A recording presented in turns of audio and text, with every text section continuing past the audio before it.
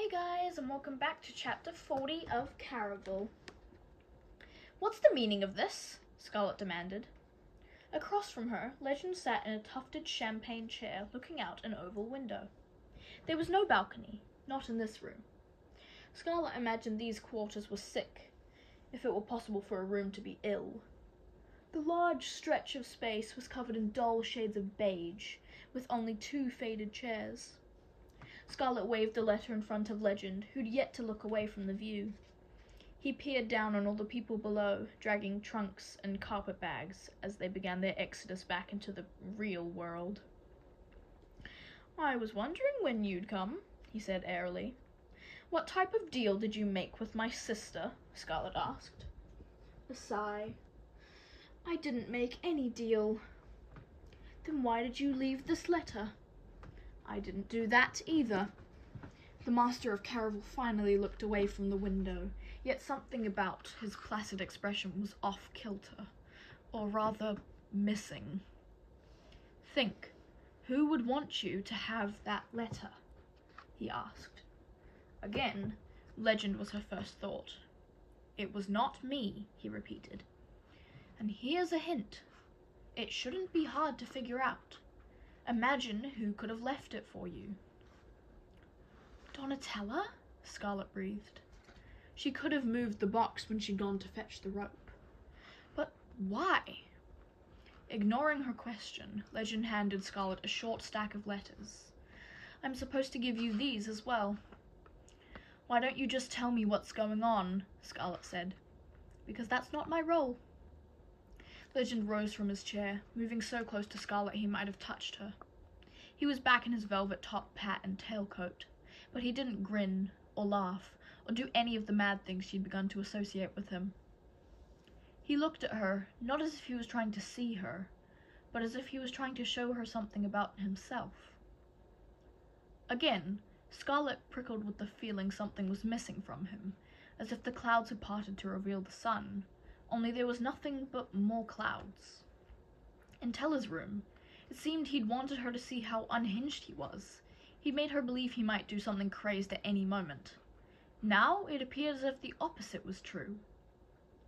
The words "my role" replayed in Scarlet's thoughts. "You're not really Legend, are you?" A faint smile.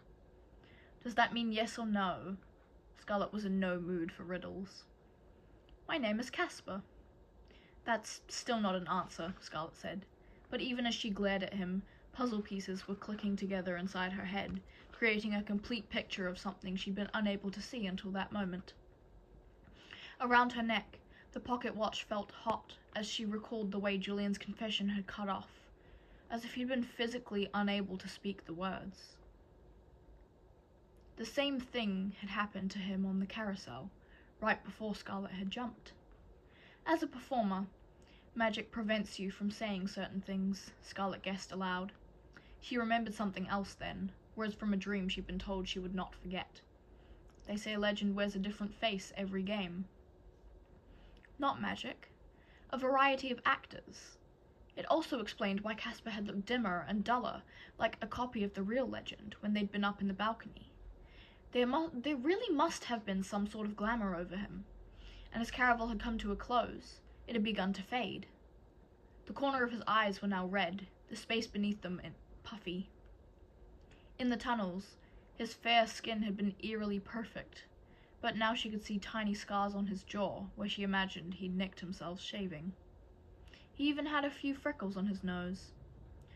"You're not really Legend." This time it was a statement, not a question. "That's why you said you wouldn't grant my wish. You're just an actor, so you're not capable of making wishes come true." It seemed the game truly wasn't over. Scarlet should have known better than to assume the real Legend would appear for her. How many years had she written him before ever hearing back? Is there really even a Legend? Oh yes.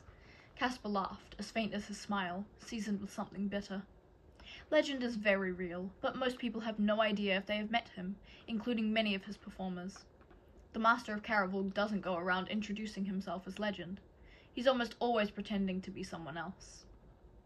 Scarlet thought about the myriad people she'd seen during Caraval. She wondered if any of them had been the elusive legend. "Have you ever met him?" she asked. "I'm not allowed to answer that." In other words, he hadn't.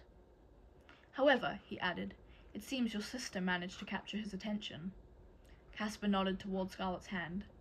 6 letters, penned by 2 different people, starting a season after Tella's first correspondence. First day of the harvest season, year 56, Elentine Dynasty. Dear Miss Dragna, you propose an interesting question, though I'm not sure what delusion has led you to believe I could help you. If you know my history, you're aware of what happened between myself and your grandmother Annalise. L. 16th day of the harvest season, year 56, Elentine Dynasty. Dear Master Legend, I am very aware of your history, but I also know you were once told whatever roles you played during Caraval would affect who you are as a person. And I recently learned that after that woman killed yourself, you decided you no longer wished to be a villain, and you were keen on becoming more the hero type. This is your chance at redemption. Tella Dragna. 44th day of the harvest season, year 56, Elentine Dynasty. Dear Miss Dragna, I am beyond redemption. However, depending on how far you'll... Dear Miss Dragna, I am beyond redemption. However, depending on how far you're willing to go, I've thought about it, and I may be able to work with you. L. 61st day of the harvest season, year 56, Elentine Dynasty. Dear Master Legend, I'm willing to do whatever it takes. I'm willing to die. Tella Dragna. Scarlet cursed her sister for having written such foolish words. Foolish, reckless, irrational, thoughtless. Scarlet's anger stilled as she read the next letter. 76th day of the harvest season, year 56, Elentine Dynasty. Dear Miss Dragna, I take it you believe someone loves you enough to wish you back to life? L. First day of the cold season, year 56, Elentine Dynasty. Dear Master Legend, absolutely. Tella Dragna. There were no more letters after that. Scarlet reread them, and every time her eyes burned with new tears. What had Tella been thinking? It seems she thought you could wish her back, Caspar said. Scarlet didn't realize she'd asked the question aloud.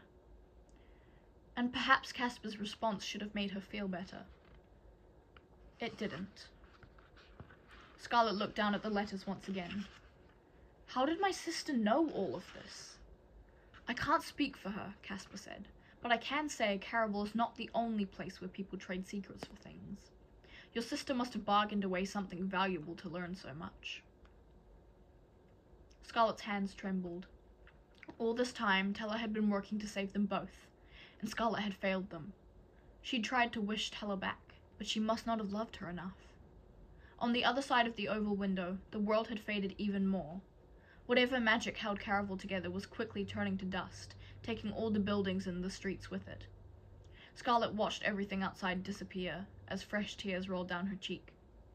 Foolish Tella. Personally, I think clever is a more appropriate word. Scarlet spun around.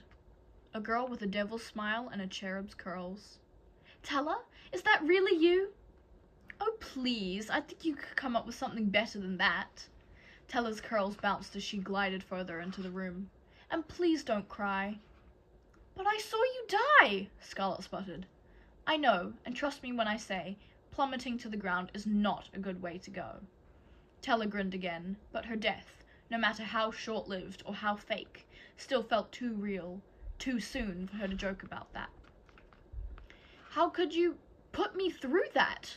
Scarlet stammered. How could you pretend to kill yourself while I watched? I think I'll leave you two alone. Caspar edged toward the door with a parting look to Scarlet. Hope there's no hard feelings about everything. See you at the party? Party? Scarlet asked. Ignore him, Tella said. Stop telling me what to do! Scarlet lost control then, sobbing once more, the sort of hysterical tears that made her hiccup and sneeze. I'm so sorry, Scar. Tella closed in and gathered Scarlet into a hug. I didn't want you to go through that. Then why did you do it? Scarlet pulled away, hiccuping as she moved so one of the tufted chairs stood between her and her sister. No matter how relieved she was to see Tella alive, she couldn't shake how it had felt to see her die, to cradle her dead body, to believe she'd never hear her voice again. "I knew your love could wish me back to life," said Tella. "But I didn't bring you back. Legend never gave me my wish." "A wish isn't something someone can give," Tella explained. "Legend could give you a little extra magic to help you along, but the wish would only work if you wanted it more than anything." "So you're saying I wished you back to life?" Scarlet still couldn't fathom it. When she first saw her sister, alive and breathing and irreverently joking, she imagined Tella's death had somehow been an elaborate trick. But there was no humor in her sister's expression now. "Tella, what if it had failed?" "I knew you could do it," Tella said firmly. "No one loves me as much as you do. You would have leaped from the balcony if Casper had convinced you it'd protect me." "I don't know that," Scarlet muttered. "I do," Tella said. "You might not have been able to see me during the game, but I snuck out to watch you a couple of times. Even when you didn't pass the tests, I knew you would still be able to save me." "Tests?" Scarlet asked. "Legend insisted we put you through a few trials. He promised he could provide a bit of magic, but you had to want the wish enough, or it wouldn't happen at the end of the game. That's why the woman in the dress shop asked you what you desired most." "But I failed that test." "You didn't fail all of them. You hadn't passed the most important one. You passed the most important one, and that was enough. If you hadn't, I wasn't supposed to jump." Scarlet remembered what Casper had said as he made her walk to the edge of the balcony. If you're not willing to do this, you'll never be able to save her." "Please, don't be mad." Tella's heart-shaped mouth pulled into a frown. "I did this for both of us. Like you said, Father would hunt me to the ends of the earth if I ran away." "But not if you died," Scarlet finished. Tella nodded grimly. "The night we left, I planted a pair of tickets for him, with a note from Legend saying Father could find us at Caraval." Scarlet took a shaky breath as she pictured Tella sneaking into their father's study. Scarlet was still tempted to scold her sister for devising such a dangerous and horrible plot, but for the first time, Scarlet could see how much she'd always underestimated Tella. Her younger sister was brighter, smarter, and braver than Scarlet ever gave her credit for.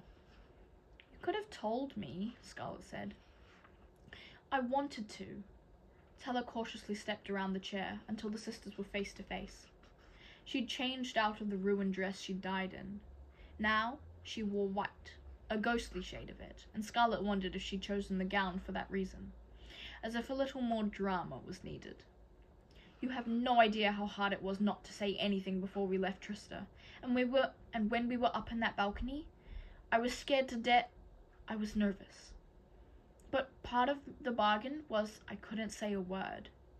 Legend told me it would put too much pressure on you. He said you might fail out of fear. And that blackguard likes his games." Tella's expression soured. Scarlet got the impression this game was also more than Tella had bargained for.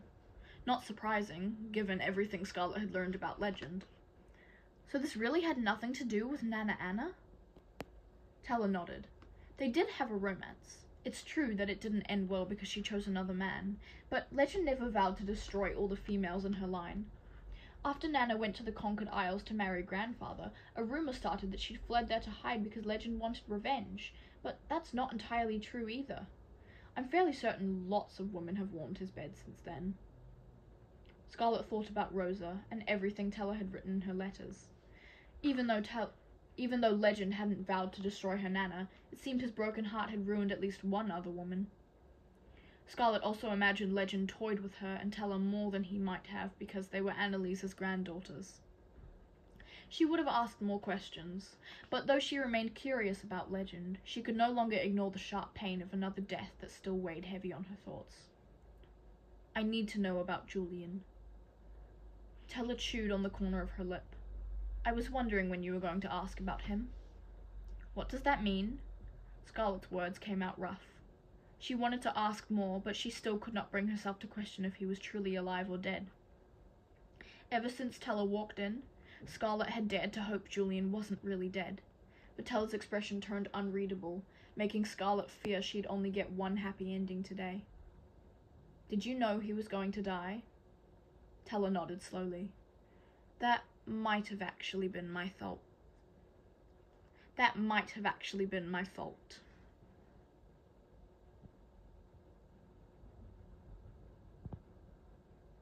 Sorry about all the mistakes.